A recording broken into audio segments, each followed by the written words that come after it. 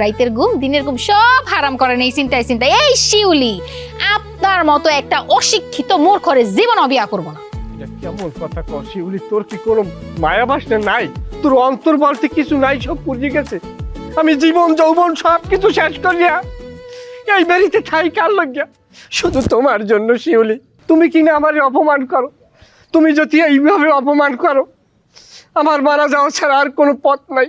আপনারা মরতে বারণ করতে কেন? যান না, ওই যে রাস্তাঘাট সব ক্লিয়ার যায়, মরেন, আমারে বিরক্ত করেন না। তোর কি হয়েছে?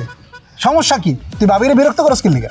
এখন পিরিয়ড হোক রেগুলার বা হেভি, প্রয়োজন মতো কনফিডেন্স আছে রেডি। Play with confidence. তোর ভাবি কেডা?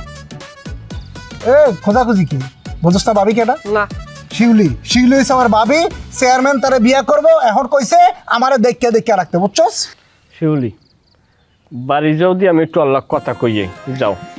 যা খুশি, যা মন চায় তাই করেন, আমি গেলাম। কেডা ভাবি? বুঝো না কেডা ভাবি? এখন কি কইলাম? চেয়ারম্যান সাহেব শিউলিরে বিয়া করব, শিউলি হইব আমার ভাবি। ওরে বউয়ার তো তোরে তো কি হইছে? কি